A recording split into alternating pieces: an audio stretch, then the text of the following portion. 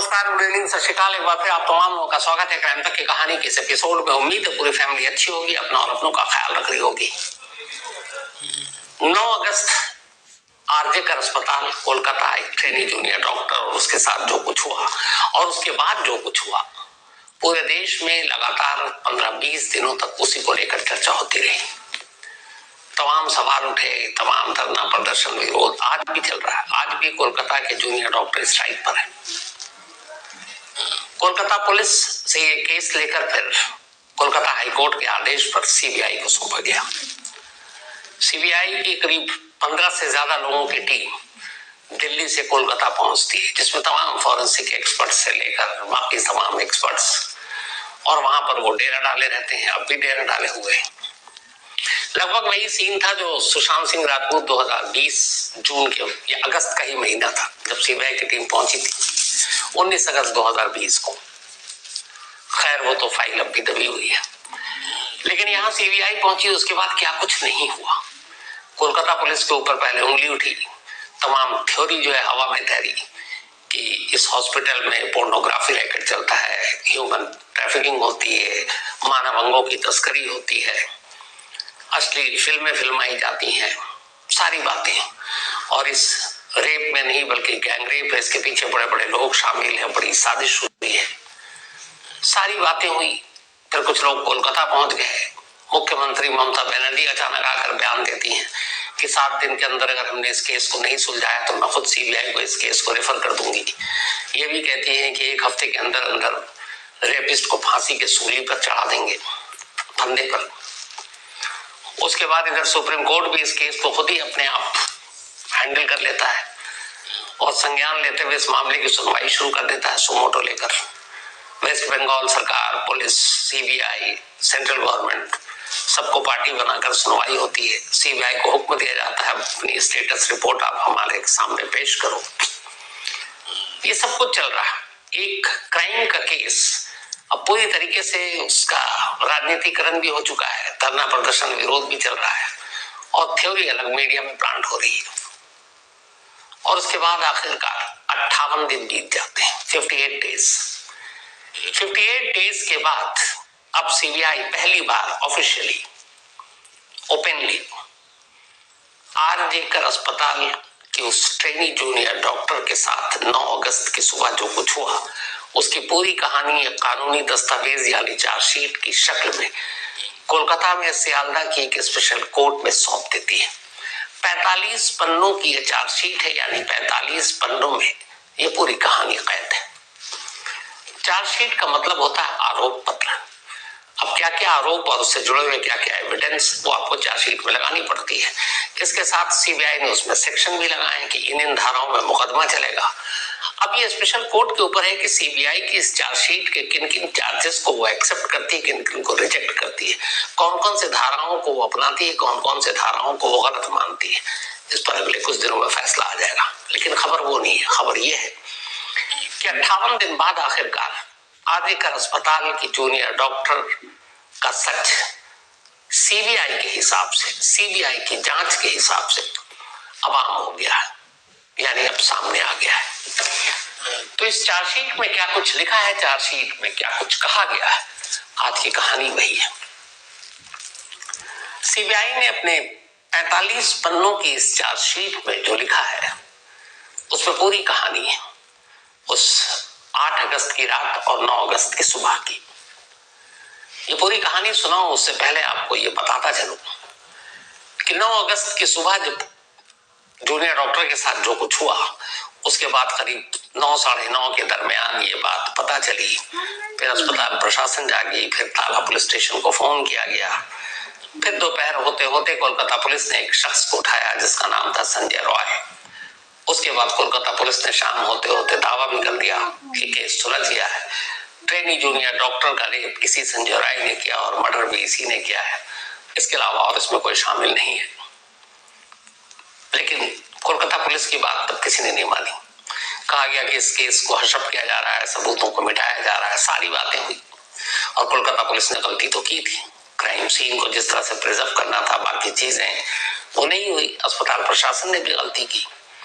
लेकिन इन दोनों की गलती का अंजाम ये हुआ कि पूरा देश एक राय बना चुका था, और वो राय ये थी कि इस मामले में जरूर कुछ गड़बड़ है।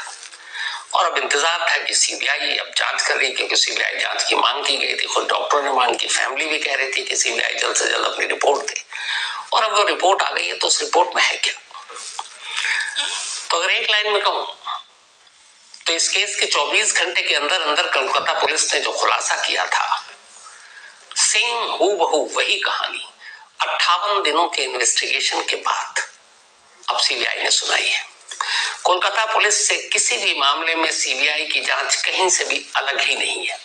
यानी जो काम कोलकाता पुलिस ने 24 से 48 घंटे के अंदर कर दिया था, उस केस की सच्चाई को बताने के लिए सीबीआई ने 58 दिन लिए, और 58 दिन बाद नतीजा ये कि जो कोलकाता पुलिस ने कही वही सही, कम से कम सीबीआई की इस चार्जशीट के हिसाब से। अब सीबीआई की इस चार्जशीट के हिसाब से कोलकाता की जूनियर डॉक्टर के साथ पहली चीज रेप हुआ था, गैंग रेप नहीं। यानी कि संजय राय अकेला कल्प्रिट था, उसी ने उस रात रेप किया और गैंग रेप नहीं किया। दूसरी चीज इस चार्जशीट के हिसाब से कि इस रेप और मर्डर के पीछे कोई और साजिश नहीं थी, किसी और का हाथ नहीं था, कोई प्लानिंग नहीं थी। तीसरी चीज कि इस पूरे मामले में उस आर्जेकर हॉस्पिटल के बारे में जो कुछ कहा गया कि वहां पोर्नोग्राफी रैकेट, अश्लील फिल्मों की शूटिंग, मानव अंगों की तस्करी, ये सब बकवास है, इसमें ऐसी कोई सच्चाई नहीं मिली। हाँ, करप्शन का अड्डा जरूर था वो अस्पताल, और वहां के एक्स प्रिंसिपल संजय घोष इस करप्शन के सरदार थे, अस्पताल के पैसों का लूट खसोट कर रहे थे, और इसीलिए सीबीआई ने गिरफ्तार भी किया और इस वक्त वो जेल में भी है। लेकिन जहां तक ट्रेनी जूनियर डॉक्टर के कत्ल और रेप की बात है, तो इस मामले में सिर्फ इस चार्जशीट में सीबीआई ने एक ही शख्स को आरोपी बनाया है, और वो है संजय राय। सीबीआई की इस पूरी चार्जशीट के हिसाब से जब उन्होंने अपनी तफ्तीश की, तो सबसे 3 अहम चीजें उन्हें मिली, और इन 3 चीजों की बिना पर वो इस केस के नतीजे तक पहुंचने में कामयाब रहे, और इसी से पूरी कहानी भी सामने आई। पहली चीज, उस आर्जिकर अस्पताल में लगा हुआ एक सीसीटीवी कैमरा, जो उस सेमिनार हॉल से कुछ दूरी पर लगा हुआ था, लेकिन वो ऐसी जगह पर था कि सेमिनार हॉल की तरफ अगर कोई जा रहा है और वहां से निकल रहा है तो उसके अंदर कैद हो सकता है। सीबीआई के मुताबिक उस सीसीटीवी कैमरे के साथ कोई छेड़छाड़ नहीं की गई। कोलकाता पुलिस ने उस कैमरे का फुटेज 14 अगस्त को जब सीबीआई ने केस टेक ओवर किया उसी दिन सौंप दिया था। इस सीसीटीवी फुटेज के हिसाब से 9 अगस्त की सुबह ठीक 4 बजे सेमिनार हॉल की तरफ जाता हुआ उस कैमरे में एक ही शख्स गिरफ्तार हुआ, कैद हुआ, और वो था संजय राय, जो लड़खड़ाता हुआ चल रहा था। संजय राय उस सेमिनार हॉल में जाता है करीब 4 बजे, और 4:30 के बाद यानी आधे घंटे के कुछ देरी के बाद उसी सेमिनार हॉल से बाहर निकलता है। इन 30 मिनटों में उस कैमरे के अंदर कोई और कैद नहीं होता, इकलौता शख्स था जो सेमिनार हॉल की तरफ जाता हुआ और फिर बाहर निकलता हुआ दिखाई दिया। तो ये पहली चीज थी, क्योंकि जिस सेमिनार हॉल को क्राइम सीन बताया गया, जो क्राइम सीन था, उस सेमिनार हॉल में किसी और शख्स का ना आना न जाना इस बात का एक तरह से सबूत था, क्योंकि और शख्स वहां पहुंचा ही नहीं। तो ये कैमरा एक बहुत बड़ा सबूत सीबीआई के लिए बना। दूसरा सबूत जो कोलकाता पुलिस ने सौंपा सीबीआई को वो ये कि क्राइम सीन से और कुछ भी बरामद नहीं हुआ था। फिंगरप्रिंट्स तो चले गए बाद में फॉरेंसिक जांच के लिए, लेकिन जूनियर डॉक्टर की लाश के साथ सिर्फ एक चीज मिली थी, और वो थी एक एयरफोन जो ब्लूटूथ से कनेक्टेड होता है, और वो जूनियर डॉक्टर का नहीं था, और वो एयरफोन बाद में पता चला कनेक्ट हुआ था ब्लूटूथ से संजय राय के साथ। तो संजय राय मौके पर नहीं मिला, पकड़ा गया पुलिस बैरक से, अस्पताल से कुछ दूर, लेकिन उसकी एक निशानी उस क्राइम सीन पर छूट गई थी, और वो निशानी थी उसका एयरफोन जो ब्लूटूथ से कनेक्टेड होता मोबाइल में। तो इसका मतलब है कि उसकी प्रेजेंस, उसकी मौजूदगी का ये एक बहुत बड़ा गवाह और सबूत था। तो दूसरा सबूत ये बना, लेकिन जो सबसे अहम सबूत बना इस पूरे केस में वो तो फॉरेंसिक इन्वेस्टिगेशन। सीबीआई के मुताबिक जो फॉरेंसिक सैंपल भेजे गए और ये भी कोलकाता पुलिस नहीं भेजे थे, कोलकाता फॉरेंसिक लैब ने। बाद में उस लैब को रीड टेस्ट भी कराया सीबीआई ने, लेकिन नतीजा एक ही निकला। वो ये था कि ट्रेनी जो जूनियर डॉक्टर के नाखून में कुछ ब्लड के स्टेन मिले थे और कुछ ऐसे कुछ बाल मिले थे। ऐसा लगता है जैसे कोई आप किसी को जब खरोंचते हैं या खुद को बचाने की कोशिश करते हैं, किसी में झपट्टा मारते हैं तो वो खरोंच आ जाती है, तो उस खरोंच के निशान के सबूत उसके नाखूनों के अंदर थे। क्राइम सीन में ये बड़ा होता है जब आप किसी को अपने आप को बचाने की कोशिश करते हैं, सेल्फ डिफेंस में या बाकी चीजें हाथापाई होती है, तो कोई भी एक अच्छा आईओ इन्वेस्टिगेटिंग अफसर ये जरूर देखता है उसके हाथ और उसके नाखून और उसकी उंगलियों को, क्योंकि उसमें बहुत सारे इंपॉर्टेंट सबूत छुपे होते हैं। तो जब फॉरेंसिक लैब में भेजा गया तो पता चला कि ट्रेनी जूनियर डॉक्टर के नाखून के अंदर से जो ब्लड स्टेन और बाकी चीजें मिली हैं और संजय रॉय के जो ब्लड टेस्ट भेजे गए तो वो दोनों ब्लड टेस्ट मैच कर गए।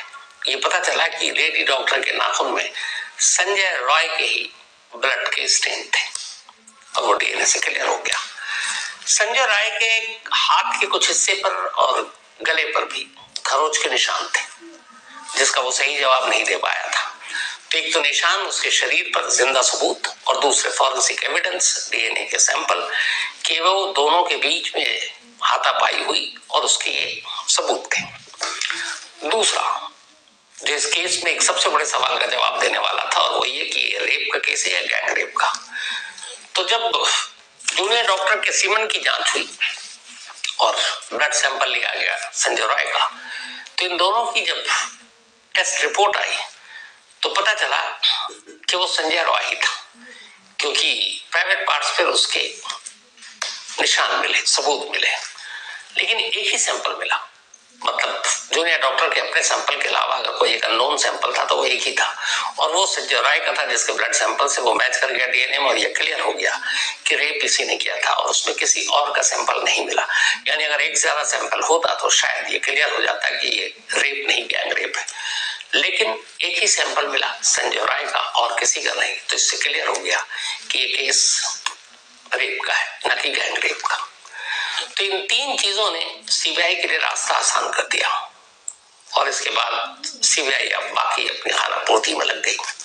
इस पूरे केस के दौरान करीब 100 विटनेसेस, 100 गवाह थे जिनकी गवाही दर्ज की गई। इस पूरे केस पे 12 बार पॉलीग्राफ, 12 अलग लोगों के पॉलीग्राफ टेस्ट हुए और उस टेस्ट की रिपोर्ट को भी सीबीआई ने फिर उसकी भी स्टडी की। तो करीब 100 गवाह, 12 पॉलीग्राफ टेस्ट, मोबाइल का location, call detail record, forensic investigation, ये सारी चीजें और सीसीटीवी कैमरा, इन सारी चीजों ने मिलकर एक तरह से इस केस को उसके अंजाम तक पहुंचाया। सीबीआई की इस चार्जशीट में ये पूरी कहानी रात की भी दर्ज है और इत्तेफाक की बात यह है कि 9 अगस्त को ये केस सामने आया था और शायद मैंने 12 या 13 अगस्त को सेम हूबहू पूरी कहानी आपको सुनाई थी कि क्या हुआ था उस रात और ये कि ये गैंग रेप नहीं रेप है, ये भी उस कहानी में तभी कहा था। सीबीआई 58 दिन बाद अब जो बात कर रही है, कोलकाता पुलिस ने उसे 24 घंटे में कह दिया था और हम लोगों ने शायद अगले 3-4 दिनों में ये पूरी कहानी आपको डिटेल में सुनाई थी और सारी चीजें अब वही आ रही है। सीबीआई के मुताबिक उस दिन संजय राय 3 से 4 बार आरजेकर अस्पताल गया रात को, क्योंकि वो एक वॉलंटियर था कोलकाता पुलिस का, कई लोगों को एडमिट कराता था, कई लोगों को एडमिशन कराने के बदले में उनसे पैसे लेता था, क्योंकि सरकारी अस्पताल में एडमिशन में मुश्किल आती है, आपको पता है। तो पैसे लेन देन करके भी मरीजों को एडमिट करा देता था और वो कई बार रात को अक्सर जाता, अस्पताल के पीछे का इलाका सुनसान है, वहां बैठकर शराब पीता। उस दिन उसका एक और साथी था जो वॉलंटियर, उसके साथ गया, वहां उसने देर रात तक शराब पी। शराब पीने के बाद कई बार ऐसा होता था वो रात को यूं ही घूमता रहता था और कई बार रेड लाइट एरिया में जाता था तो उसकी एक हवस की भी आग होती थी। उस रात भी वो घूमते घूमते करीब 4 बज गए, जब शराब वराब खत्म कर लिया, वॉलंटियर उसका साथी चला गया, तब उसे लगा कि चलो एक बार एक शिकार की तलाश में निकलते हैं और वो अस्पताल के चक्कर काट रहा था कि कोई मिले तो उससे कुछ बात करें, उसे छेड़ें। और इत्तेफाक से उसे ये भी पता था कि 3rd फ्लोर पे सेमिनार हॉल भी है, लेकिन ये मालूम नहीं था उसे तब तक कि उस सेमिनार हॉल में उस रात जूनियर डॉक्टर अकेले सो रही होगी। तो रात करीब 4 बजे पहुंचता है, वहां जाता है सेमिनार हॉल में। अचानक उसकी नजर पड़ती है जूनियर डॉक्टर सो रही है। उसकी नीयत पहले से खराब थी और खराब होती है। उसके बाद वो जबरदस्ती करने की कोशिश करता है, वो विरोध करती है, दोनों में हाथापाई होती है। जूनियर डॉक्टर खुद को बचाने की कोशिश करती है। इस कोशिश में एक उसको खरोच के निशान भी आते हैं, लेकिन फिर वो शोर न मचाए, चीखे नहीं, इसलिए संजय राय उसका गला और मुंह एक साथ दबाने की कोशिश करता है और इसी कोशिश में पहले वो बेहोश हो जाती है। चार्जशीट के हिसाब से सीबीआई के, जब संजय राय ने जूनियर डॉक्टर के साथ रेप किया तब उस वक्त वो होश में नहीं, बेहोश थी, यानी बेहोशी के आलम में किया। जो एक बात पहले आ रही थी कि शायद मौत हो चुकी थी, मरने के बाद एक लाश के साथ उसने जबरदस्ती की, वो गलत थी।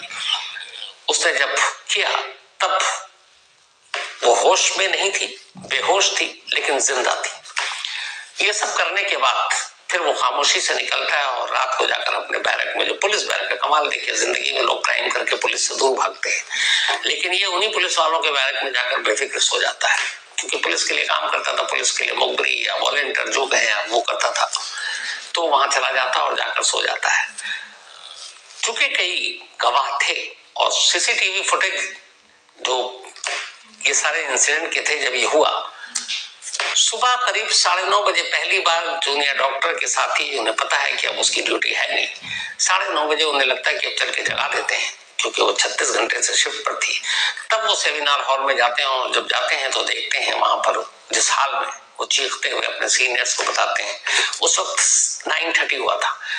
सीनियर्स को बताते हैं, सीनियर्स का काम था कि फौरन पुलिस को खबर दें। बराबर में पुलिस स्टेशन है जिसका नाम है ताला पुलिस स्टेशन, लेकिन अस्पताल प्रशासन 9:30 पे इंफॉर्मेशन मिलने के बावजूद 45 मिनट तक अस्पताल में ही सारे लोगों को बुलाकर और बॉडी देख रहे हैं और सब आपस में बातें कर रहे हैं। पुलिस को कोई कॉल करने वाला नहीं था। 9:30 पे ये देखा गया। 10:15 पे पहली बार ताला पुलिस को फोन किया गया। उसके 10:30 पे ताला पुलिस स्टेशन से लोग आते हैं और जब अस्पताल में फोन किया गया तो भी ये कहा गया कि इस आदिकर अस्पताल के सेमिनार हॉल में एक जूनियर डॉक्टर बेहोश पड़ी, जबकि उस वक्त तक ये क्लियर था कि वो जिंदा नहीं है। अब किसी घर में या कहीं और किसी जगह पर कोई ऐसे बेहोश पड़ी हो या मुर्दा पड़ी हो तो समझ में आता है कि बताना मुश्किल होता है, लेकिन एक अस्पताल के अंदर एक जूनियर डॉक्टर और तमाम आसपास में उसके मौजूद डॉक्टर, और वो ये नहीं बता पा रहे हैं कि ये जिंदा है कि नहीं है, इसकी सांसें चल रही हैं कि नहीं चल रही हैं, धड़कन है कि नहीं है, तो फिर कैसे डॉक्टर, कैसा अस्पताल। लेकिन खबर यही दी जाती है ताला पुलिस स्टेशन में कि एक बेहोश डॉक्टर पड़ी हुई है। अब सवाल ये था कि अगर वो बेहोश थी तो वो वहां पर अगले 1 घंटे तक यूं ही कैसे पड़ी हुई, कैसे हो सकता है। यही वो सारी चीजें थी। फिर एक्स प्रिंसिपल जो संजीव घोष, उसका लेट से पहुंचना, फिर सारा हशप करना, फिर पोस्टमार्टम आनन फानन में करना, फैमिली को लेट से इन्फॉर्म करना, फैमिली को झूठ बोलना कि आपकी बेटी बीमार है, फिर बताना है कि बेहोश हो गई है, असली बात छुपा लेना। फिर उसके बाद पोस्टमार्टम के बाद और बॉडी हैंडओवर करने के बाद, अंतिम संस्कार के बाद रात को 51 ml के हिसाब से, तो इसका मतलब है 20-25 लोगों ने गैंग रेप किया होगा, क्योंकि अगर उस हिसाब से चले, अगर एवरेज एक इंसान का 2 या 2.5 ml सीमन होता है तो 151 बहुत ज्यादा हो गया। तो ये सारी थ्योरी चलने लगी। उसका अलग अलग ये रैकेट, पोर्नोग्राफी, मानव अंगों की तस्करी, बाकी और पता नहीं क्या क्या। तो केस कहीं था और कहीं पहुंचा दिया गया और फिर सीबीआई उतरी। अब सोचे सीबीआई के जाने पे भी अच्छा खासा ठीक ठाक खर्चा हुआ, पब्लिक का पैसा है, टैक्स पेयर्स का। पूरी टीम जाती है, प्लेन से कोलकाता पहुंची, वहां उनको रखा गया, गाड़ियों का खर्चा अलग है, पेट्रोल का अलग है, डीएवी अलग है, और वो एकदम लगातार लगे रहे 58 दिन, लगभग 2 महीने। 2 महीने पूरी जांच की और 2 महीने बाद निकला गया, जो 24 घंटे में कोलकाता पुलिस ने निकाल कर बता दिया था कि ये संजय रॉय है, इसने रेप किया, इसने कत्ल किया, ये ऐसे हुआ, ये हुआ है। सारी कड़ियां मिल गई थी। लेकिन जो परसेप्शन बना और मीडिया ने जो बनाया, ये केस कहीं का कहीं पहुंच गया। और आलम यह है कि आज भी डॉक्टर विरोध प्रदर्शन धरने पे लगे हुए हैं। अब सीबीआई की इस चार्जशीट के बाद जो 45 पन्नों में पूरी कहानी है, तो कायदे से ये केस तो एक तरह से क्लोज हो गया। लेकिन क्लोज कैसे होगा, इसमें पॉलिटिक्स भी भरपूर हुई है। पश्चिम बंगाल सरकार ने कहा था कि हम 10 दिन के अंदर या 20 दिन या 30 दिन के अंदर फांसी पे चढ़ा देंगे।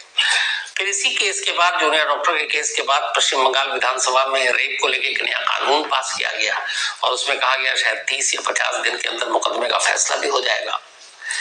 अब 58 दिनों के बाद ये चार्जशीट दाखिल हुई है, 58 डेज। ठीक है, अब इस चार्जशीट पे कोर्ट अगला जो है प्रोसेस वो ये है कि उस चार्जशीट में चार्जेस तैयार करेंगे। कोर्ट को लगेगा कि सीबीआई के ये चार्जेस ठीक है, एक्सेप्ट कर लेंगे, ये सेक्शन ठीक है, एक्सेप्ट कर लेंगे। उन्हें लगेगा नहीं ये गलत है, इसको हटा देना चाहिए, इस धारा को नई धारा जोड़नी चाहिए, तो वो भी होगी। तो ये तो पहले होगा। इसके बाद अब चार्जेस जब फ्रेम हो जाएंगे तो फिर सियालदह की उसी स्पेशल कोर्ट में अब इसका ट्रायल शुरू होगा, यानी मुकदमा। अब देखना ये मुकदमा कब तक चलेगा, क्योंकि केस में चार्जशीट ही 58 डेज में, हालांकि 90 डेज में चार्जशीट दाखिल करने की मियाद होती है, 90 दिन के अंदर अंदर, लेकिन यहाँ 50 डेज, उस पर 50 डेज 8 डेज तब लगे जब हंगामा ये कि फटाफट सजा दी जानी चाहिए, लेकिन 2 महीने तो चार्जशीट दाखिल करने में लग गई। अब अदालत में ये ट्रायल कितना लंबा चलेगा, अगर 100 विटनेस है, 100 में से माइनस करके 80 भी करेंगे तो 80 विटनेस की गवाही कितने वक्त में होगी। आफ्ताब पूनावाला श्रद्धा केस में आपको पता है अभी तक गवाही पूरी नहीं हुई, फास्ट ट्रैक कोर्ट में है वो मामला, तो यहाँ कितने दिनों में होगी पता नहीं। इसके बाद इस स्पेशल कोर्ट का फैसला कब तक आएगा, इस साल आ जाएगा कि नहीं पता नहीं। उसके बाद फिर हाई कोर्ट है, हाई कोर्ट में उस सजा पे मुहर लगेगी, फिर सुप्रीम कोर्ट है, फिर सुप्रीम कोर्ट के बाद और भी रिव्यू पिटिशन है। तो ये जो है कि 30-50 दिन के अंदर अंदर निपटा देंगे, सजा दिला देंगे। अब यहाँ से ये खेल शुरू होगा, क्योंकि ये चार्जशीट तो फ्रेम हो गई, अब चार्जेस फ्रेम होने के बाद ट्रायल शुरू होगा। इस ट्रायल में कितना वक्त लगता है, कितनी जल्दी इसका फैसला होता है, संजय राय को उसके किए की सजा कितनी जल्दी मिलती है, ये देखने वाली चीज होगी। अगर मैं कहता हूं अगर 2 साल के अंदर अंदर भी संजय राय को उसके किए की सजा उस कोर्ट से, फिर कोलकाता हाई कोर्ट से और फिर सुप्रीम कोर्ट से, और सुप्रीम कोर्ट में जितने भी उसके और लाइफ लाइन होते हैं उन सब से 2 साल में अगर ये सारे कानूनी जो हडल्स है वो पार कर ले और तीनों अदालतों को पार कर ले, और अगर उसे गलती से, क्योंकि मर्डर भी है और रेप भी है, सजाए मौत की सजा मिल जाए तो इसमें बनता है नए कानून के तहत भी, तो फिर वो 3 कोर्ट के बाद राष्ट्रपति वाला भी मामला है, मर्सी पिटीशन ये वो। तो मैं ये मान के चल रहा हूं कि अगर 2 साल में भी ये सब कुछ हो जाता है तो समझ लीजिए बहुत बड़ी बात होगी कि कम से कम 2 साल के अंदर, हाल के सालों में, अगर मैं हाल के दशकों में कहूं, कई डिकेड्स में, इससे फास्टेस्ट नहीं होगा। मुझे लगता है जो 70s में सबसे फास्टेस्ट फांसी की सजा हुई थी वो एक जज थे जो, जिसकी कहानी मैंने डिटेल में आपकी सुनाई है, असम डिब्रूगढ़ शायद। तो वहां के एक जज थे जिन्होंने अपनी बीवी और 2 बेटियों का मर्डर किया था और 4 साल के अंदर सारे कोर्ट और उसके बाद फांसी पे भी लटका दिया गया था। तो 70s के उस केस के बाद ये शायद पहला होगा कि अगर 2 साल के अंदर ये सारी चीजें हो जाए, जिसकी उम्मीद मुझे बहुत कम नजर आती। 2 साल में ऐसा हो जाए, उसके सुलझाओं का फैसला मिल जाए, उसे उसके फांसी के तख्ते पे चढ़ा दिया जाए, सारी कानूनी बाधाओं को दूर करते हुए, उम्मीद नहीं है। लेकिन क्या पता, पब्लिक का दबाव हो, बाकी चीजें हैं तो हो भी सकती है, लेकिन मुझे लगता है ऐसा नहीं हो पाएगा। तो खैर ये थी आज की कहानी